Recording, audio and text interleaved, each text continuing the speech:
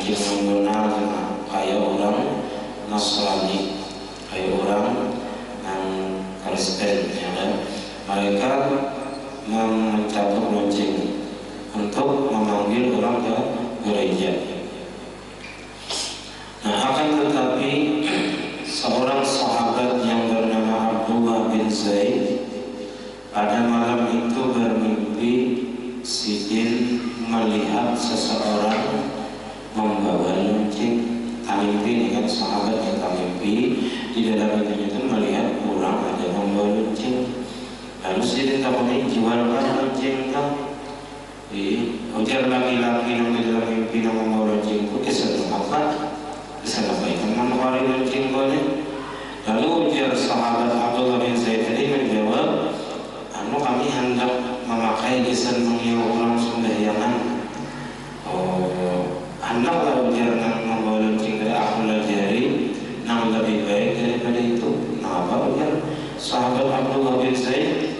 Nah, lalu dilajarinya maka bacaan azan tadi, Allahu Akbar sampai la ilaha illallah. Lalu dilajarinya juga bila Arab sudah sembahyangan, dilajarinya lafaz iqamat. Nah, lalu ketika bangun pagi dia sampaikan mimpinya itu kepada Rasulullah. Nah, lalu Rasulullah pun memuji dan membujurakan apa yang dilihatnya itu. Dan Rasulullah terima. Rasulullah ajari si Sayyidina Bilal. Nah, ajarinya lafaz azan itu tiga, karena Sayyidina Bilal itu lebih nyaring dan lebih bagus suaranya. Lalu dilajari Abdullah bin Zaid tentang mimpi itu, tentang lafaz azan tadi. Lalu Sayyidina Umar mendengar ketika di rumah mendengar orang azan, ini mah kayak aku lihat dalam mimpi juga nih, sama artinya Sayyidina Umar bin Khattab pun mimpinya itu juga tentang lafaz azan tadi. Nah, menurut riwayat itu ada beberapa orang sahabat, ada sampai 3 sampai 9 orang yang bermimpi yang sama kayak itu juga. Nah, tapi sebenarnya azan itu disyariatkan bukan berdasarkan mimpi para sahabat, tapi berdasarkan wahyu. Artinya mimpi para sahabat tadi sesuai dengan wahyu dari Allah Ta'ala kepada Nabi Muhammad. Nah, lalu disyariatkanlah azan ini tadi. Nah, ketika kita mendengar orang azan, nah itu ada beberapa amalan yang bagus kita baca ketika kita mendengar azan. Kan memang sunat kita menjawab orang azan, makanya apa orang azan kayak itu kita menyahutinya kecuali dalam hayya 'alas shalah, hayya 'alal falah. Itu kita mengucap la haula wala quwwata illa billah. Nah, ketika kita mendengar orang azan, itu ada disebutkan di dalam Hasyiah I'anatul Talibin di pembahasan akhir masalah azan.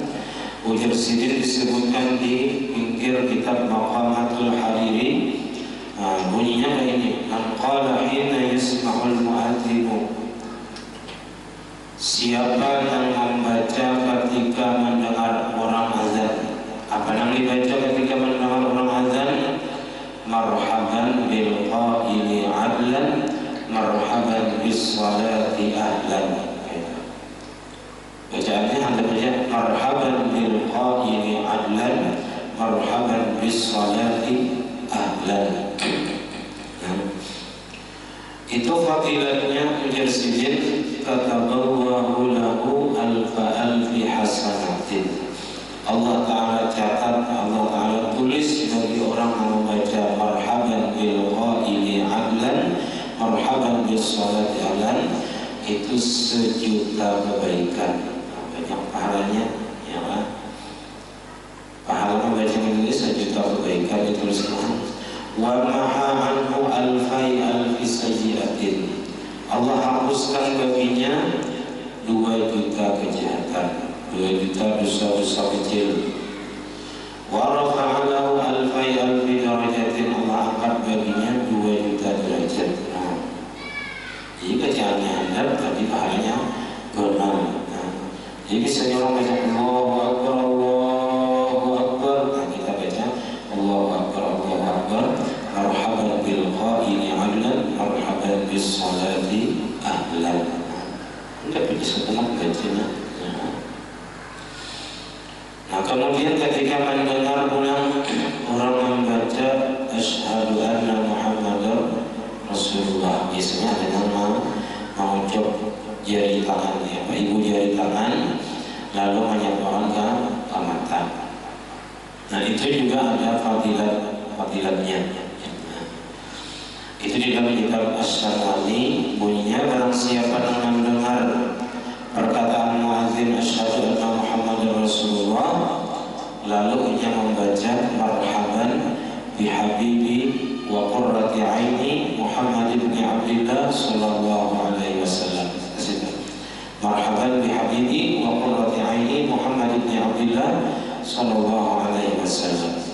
Kemudian ia mengucap akan dua ibu jari yang ukur lisan ibu jarinya. Kemudian mengusapkannya ke kedua matanya, hingga dikucuk, dia diusap ke matanya. Nah itu fadilatnya lam ya'ma wa lam yarmud abadan. Kada akan buta dan kada akan sakit mata selamanya. Nah ini supaya mata kita tetap terjaga kita sampai tua. Kada buta, ada karena penyakit mata. Nah itu amalannya dia amalkan setiap kali mendengar orang membaca wa asyhadu anna Muhammadar Rasulullah marhaban bi habibi wa qurrati aini Muhammad bin Abdullah sallallahu alaihi wasallam. Nah tapi ulang mengambil sanad atau ijazahnya itu dulu waktu lawan guru Wildan Sidin Al-Jari, caranya itu ibahakan di sini membaca orang asyhadu anna Muhammadar Rasulullah. Jadi kalau orang membaca asyhadu anna Muhammadar Rasulullah, nah cara di sini asyhadu anna Muhammadar Rasulullah marhaban bi habibi wa qurrati aini Muhammad bin Abdullah sallallahu alaihi wasallam. Itu bukan mata.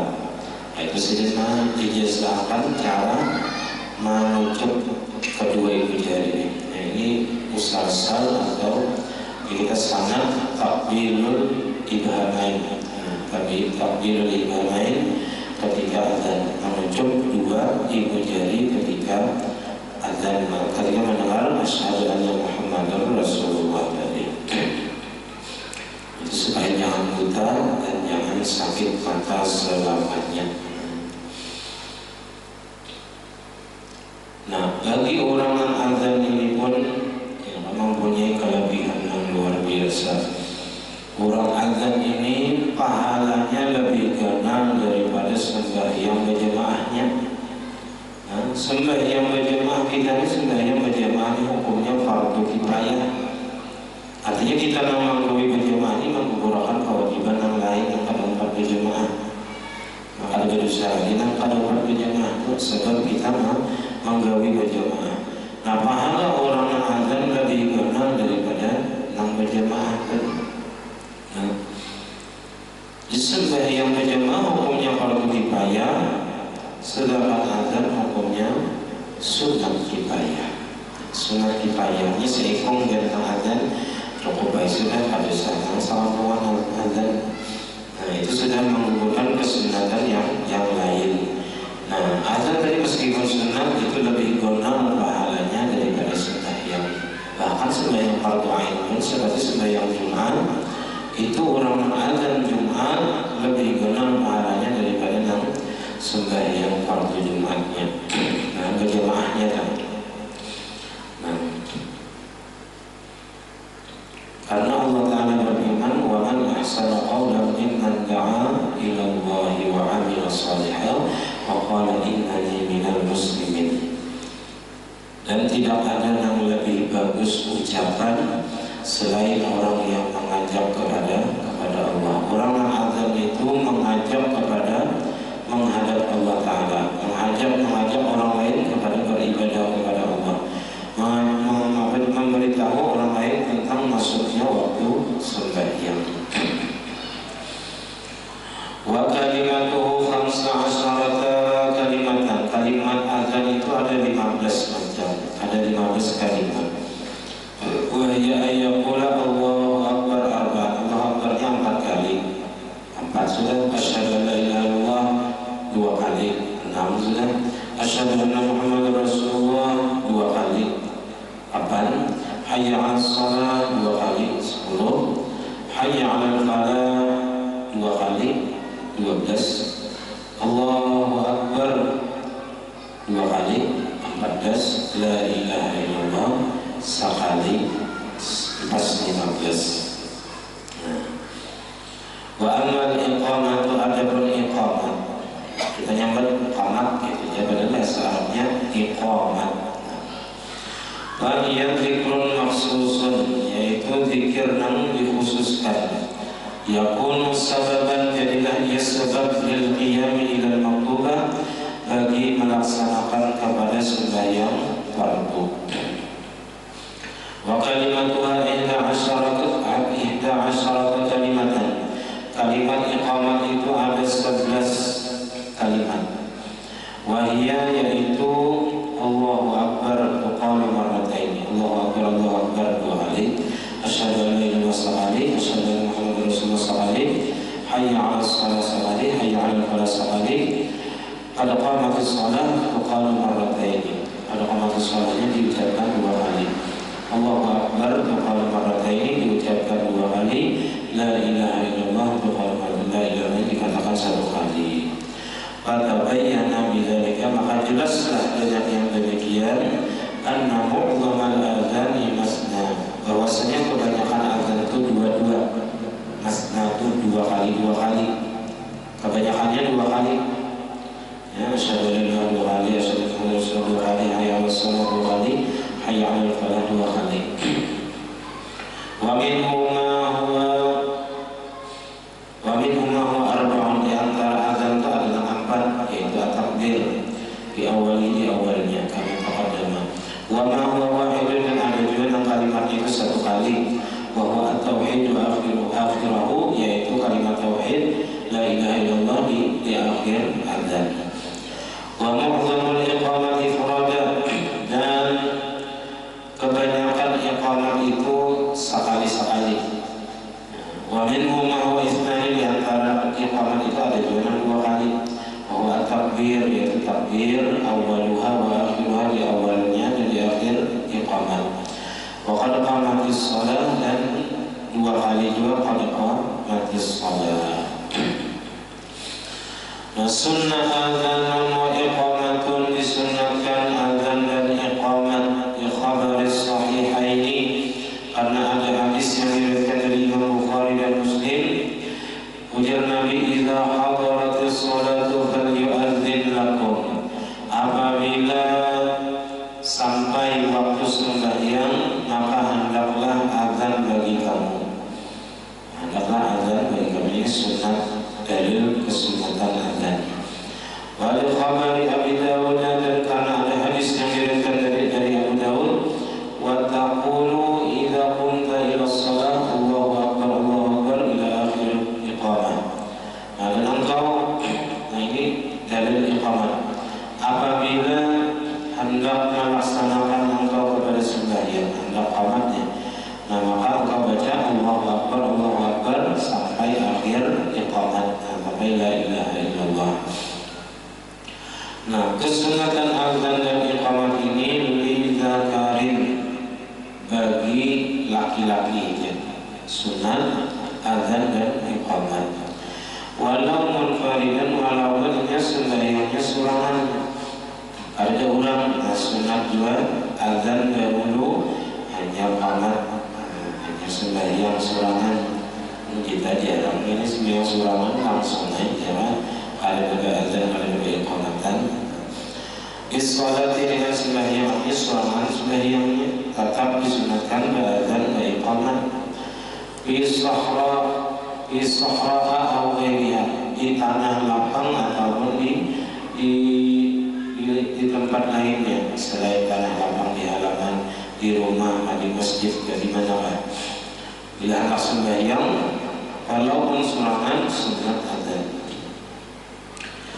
Wa yakfi fi adzanil munfaridi, dan cukup pada azan orang yang sembahyang surangan, isma'u nafsihi, memperdengarkan dirinya. Artinya cukup geser aja mendengar. Harus nggak ujian kayak orang di masjid, harus nyaring-nyaring. Cukup seorangan mendengar, itu sudah cukup untuk kesunatan azan tadi. Bikhilafi azanil i'lam, bersalahan dengan azan memberitahu orang waktu sembahyang. Nah itu mesti menyaring, lamaran memberitahu itu harus nyaring. Nah kita ini alhamdulillah sudah ada mikrofon, ada corong sudah. Nah kawan kita menyampaikan suara tadi ke penjuru kampung. Kama yati, sebagaimana yang akan datang. Nah itu karena kalau azan untuk memberitahu orang waktu sembahyang sunat menyaring. Walakin sunniyatu kulli minal adhan wal iqamati sunnatu kifayatin lil jamaah. Akan tetapi kesunatan tiap-tiap daripada azan dan iqamat itu sunnatnya itu sunnat kifayah lil jamaah, untuk sembahyang berjamaah. Kalau untuk sembahyang berjamaah ini orangnya banyak, sunnat kifayah azan dan iqamat. Ini seikung dengan azan, seikung dengan iqamat, itu sudah menggugurkan kesunatan bagi yang lain. Wasunnatu ainin lil munfaridi, dan sunnat ain artinya disunatkan secara berorang bagi orang yang sembahyang surangan. Nah kalau yang sembahyang surangan ada lagi yang suruh yang lain, seorang pernah azan, seorang iqamat. Wa in sami'a adzanan, sekalipun mendengar ia akan azan min ghairihi, dari orang lain. Kita mendengar azan misalnya di kampung sebelah kita, di sini tetap disunatkan azan. Haitsu lam yakun mad'uwan bihi, apabila tidak adalah ia dipanggil dengannya. Maksudnya sini kecuali kita itu pacang mendatangi orang yang azan tadi, pacang berjamaah di tempat orang yang azan tadi. Kalau sunat kita azan di rumah, kita misalnya di sini azan di masjid, kita di rumah mana orang azan, ya kan? Kalau kita hendak ke masjid berjamaah, kita akan disunatkan azan di rumah. Nah kecuali kita hendak berjamaah di rumah juga. Kawan anak dini misalnya hendak berjamaah, atau hendak sembahyang surangan di rumah karena garing misalnya. Nah kita yang di rumah ini disunatkan juga azan untuk kita sembahyang sendirian di rumah atau berjamaah di rumah. Nah tapi kalau kita bacaan ke masjid, nah kita kan disunatkan azan di rumah. Amma idza kana mad'uwan bihi, adapun apabila adalah ia dipanggil dengan azan tadi, artinya ini bacaan mendatangi orang yang azan tadi dan sembahyang berjamaah di situ. Bi an sami'ahu min makanin, dengan bahwa mendengar ia akan orang yang azan dari satu tempat, wa arada as-salata fihi, dan menghendaki sembahyang di tempat itu, wa shalla ma'ahum, dan sembahyang bersama mereka di tempat itu, pada yundabu lahul azanu, maka tidak disunatkan baginya azan di rumahnya. Tapi tempat nyaman mendengarkannya macam mendatangi orang yang azan tadi. Nah kemudian disebutkan tadi summal azan, kemudian azan itu wa in kana sunnatan, dan sekalipun adalah inya sunnat hukumnya, afdalu minal jama'ati allati hiya fardu ainin fil jumu'ati, sekalipun adalah azan itu hukumnya sunnah. Nah ini pahalanya lebih besar, lebih banyak daripada berjamaah yang adalah ia fardu ain. Lebih afdal, lebih benar pahalanya daripada sembahyang berjamaah yang adalah hukum berjamaah, yaitu fardu ain bil jumu'ati, pada sembahyang Jumat. Kalau sembahyang Jumat itu hukumnya berjamaah fardu ain, karena di antara syarat sah Jumat mesti dilaksanakan berjamaah. dan jamaahnya mesti 40 atau lebih. Wal mu'adati, dan sembahyang yang diulang di dalam waktunya, mu'adah namanya. Jadi kalau kita sembahyang surangan sudah tuntung, sah sudah sembahyang kita nih, lalu kita hendak mengulang sembahyang tadi. Nah, kalau kita sudah sembahyang misalnya sudah sembahyang maghrib tadi, sah sudah sembahyangnya surangan bisa. Lalu hendak sembahyang kurang yang kedua, asal ada puas sudah sembahyang, langsung sembahyang lagi, bisa aja deh sembahyang maghrib ulang diulang. Nah itu supaya sah sembahyang yang kedua itu yang diulang tadi itu mesti syaratnya berjamaah. Bila ada berjamaah mengulang sembahyang yang sudah digawi, maka sembahyangnya kada sah. Sembahyang yang kita ulang yang kedua, surangan ulang misalnya kita gawi, kada sah sembahyangnya. Itu kalau sembahyang fardu yang diulang, yang diulang. Jadi menangkap mau ulang sembahyang tadi mesti berjamaah. Kita sudah sembahyang misalnya surangan, lalu ada orang berjamaah, nah kita umpati boleh dan sah hukumnya. Nah, karena kita mengulangnya tadi dengan berjamaah. Jadi syarat mengulang sembahyang yang sudah digawi supaya sah mesti dikerjakan berjamaah. Wal majmu'ati bil matari taqdiman, dan sembahyang yang dijamak dengan sebab hujan. Hujan apa? Ya, taqdiman dengan jamak taqdim. Itu juga mesti berjamaah. Nah kita harus semua menggawainya lagi semua itu. Misalnya di waktu zuhur hujan apa? Kada obligan misalnya, karena lalu kita sembahyang jamak takdimnya, ya kan boleh sebenarnya sebab hujan apa? Waktu zuhur hujan apa? Imbas salam begitu misalnya, ya kan? Atau pada begitu langsung misalnya kita sembahyang jamak takdim asar, benar-benar sebab hujan, boleh sebenarnya, ya kan? Tapi orang bingung ini ada asar ada bunyi lagi sedikit, nah, ya kan?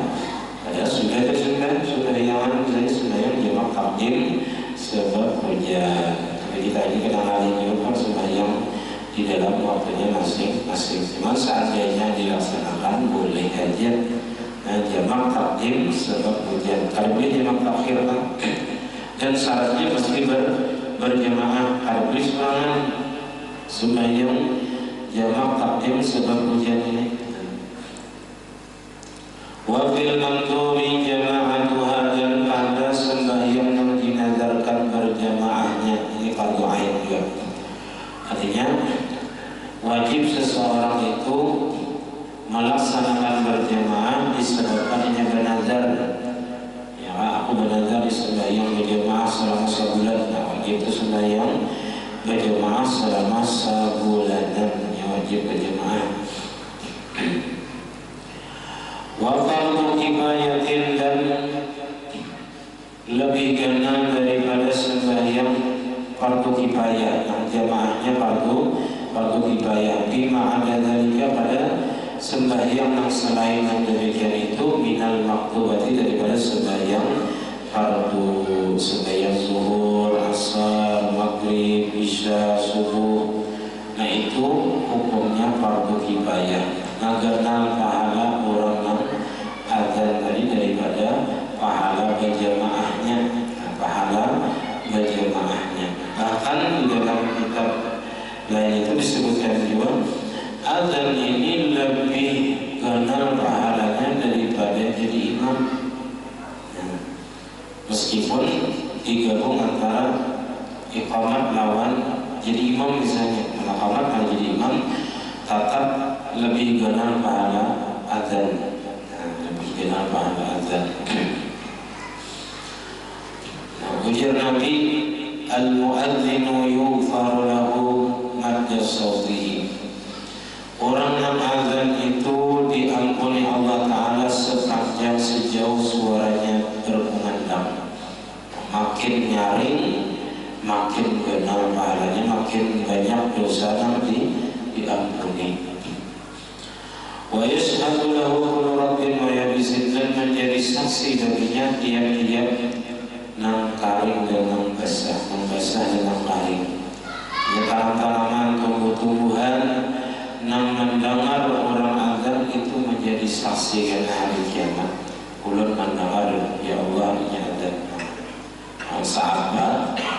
Sahabatnya kita nyaringnya jauhnya suara tadi, saya itu juga nang tumbuh-tumbuhan mendengar ya, menjadi saksi gitu, di hari kiamat.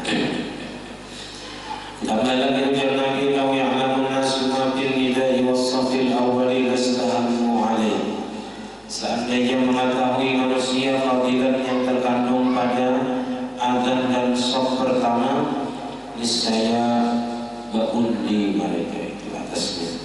Jangan tahu tuh fadilat, kelebihan, pahala dalam azan itu dan di dalam shaf pertama, niscaya orang-orang akan berlomba-lomba berdahuluan berebut kita sampai berundi berumur seperti berumur 1, 2, 3. Kalau puncak siapa yang di nomor 1 siapa. Jangannya tahu tuh, ada tahu kita ada melihat berbagai pahala yang berada di shaf pertama, ada melihat pahala kelebihan orang azan itu lalu baik biasa-biasa aja, kita kadang berebut benar itu ada.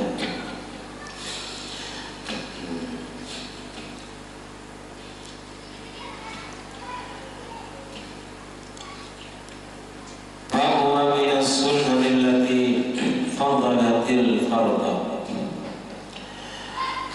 maka adalah ia termasuk daripada sebagian sunnah-sunnah yang melebihi pahala fardu.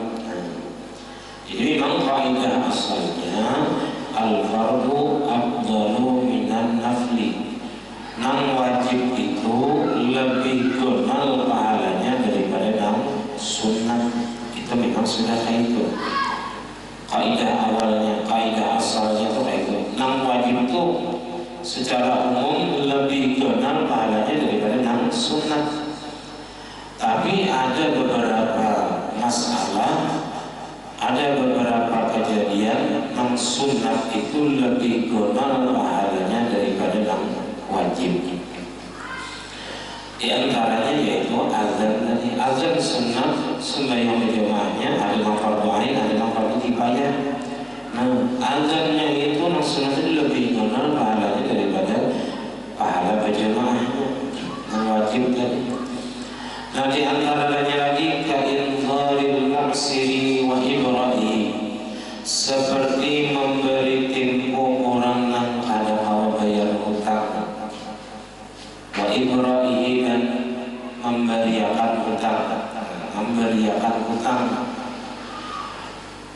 Ketika kita menghutangi orang, nah lalu kita tagih kepada orang yang berhutang tadi, lalu ada kau bayar lantaran ada duitnya. Nah, memang ada yang kau bayarkan. Nah, maka memberi tempo di sini hukumnya wajib. Wajib kita memberi tempo. Kalau ada yang dibayar, ada boleh kita mengambil apa misalnya rumahnya, sertifikat tanahnya misalnya, tidurnya kalau boleh diisi tanah, atau lemarinya, TV-nya kalau boleh diambil. Nah, kecuali dari awal sudah ada apa yang kita jaminan atau barang sandaan yang dijadikan jaminan hutang. Yang itu berjaminan ini bila kamu hutang. Dan jaminan hutang itu pun ada boleh diambil seberitaan. Misalnya kendaraan, jaminannya kendaraan yang kita ambil misalnya BPKB-nya aja misalnya. Kendaraan itu tetap orang yang memakainya. Atau bila hendak juga pakai akad jual beli hidup, ya, jual beli hidup. Nah, untuk hari kendaraan kami 5 juta misalnya. Kalau kita hutang 5 juta, tapi kita katakan hutangnya dulu dengan ada jaminan. Nah, kita untuk hari kendaraan 5 juta, kita pakai boleh hukumnya. Kan? Karena ujarnya bila pada duit 5 juta untuk hari pulang lah. kayaknya kita ada janji kita. Nah itu artinya jual beli hidup supaya melepaskan daripada riba tadi. Nah, memberi tempo orang yang berhutang hukumnya wajib bila yang ada pembayar, ada yang dibayarkan. Nah, seandainya ada jaminan tadi, seandainya sudah jatuh tempo, nah kita boleh menjual barang yang menjadi sandaan dari jaminan tadi. Nah, bila lebihan daripada hutang, misalnya orang itu hutang 5 juta, lalu kita suruh ia menjual kantaran itu payung 7 juta, nah 2 juta jual lainnya 5 juta, bisa kita bayar hutangnya tadi. Kalau boleh 7 juta tadi kita ambil kedatangan, sedangkan kita hutang 5 juta aja. Nah, sedangkan memberiakan hutang tadi, nyata hutang misalnya 5 juta tadi, kita beriakan, itu hukumnya sunnah, ada wajib ada. Memberi tempo hukumnya wajib, memberiakan hutang hukumnya sunnah. Nah, memberiakan hutang tadi lebih benar pahalanya daripada memberi tempo wajib. Nah, jadi yang sunnah lebih benar di sini pahalanya daripada yang wajib. Fa'inna al-idhara wajibun, memberi tempo hukumnya wajib, wal ibra'u mandubun, memberiakan hutangnya itu hukumnya sunnah aja. Nah, sunnah.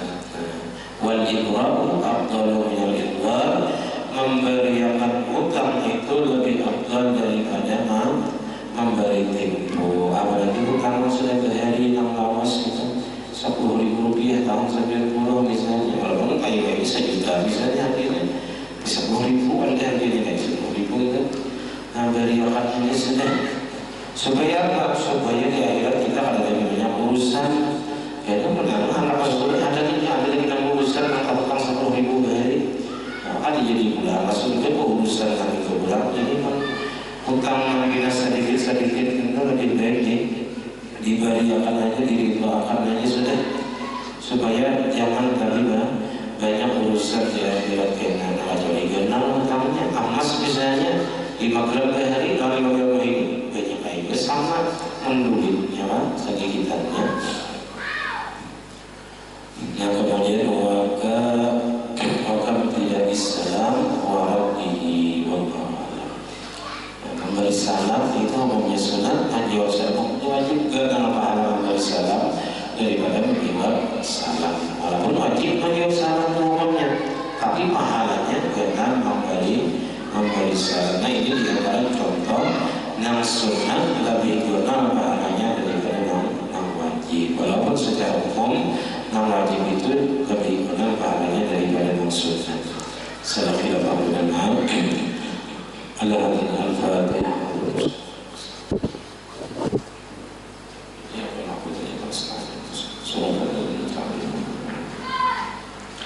Amin. Bismillahirrahmanirrahim. Alhamdulillahirabbil alamin. Allahumma shalli wa sallim wa barik ala sayyidina Muhammad wa ala alihi wa sahbihi ajma'in. Allahumma faqihna fid din, Allahumma faqihna fid din, wa faqihna fid din, wa 'allimna ta'wil, warzuqna al-ikhlas fi talabil 'ilmi wa fi nashrihi wa fi jami'i ta'at wa nasra'ibana wa 'ibana mu'allimina 'anna wa la tadhhab barakatuhu min anna na'udhu bi'ilmi azina li'ilmi wa kum taqadim min al-'afiyah. Rabbana hab lana min azwajina wa dhurriyyatina qurrata a'yun warzuqna ilayna. ربنا اتنا في الدنيا حسنه وفي الاخره حسنه وقنا عذاب النار. صلى الله عليه وسلم محمد وعلى اله وصحبه وسلم. الحمد لله رب العالمين. ما شاء الله.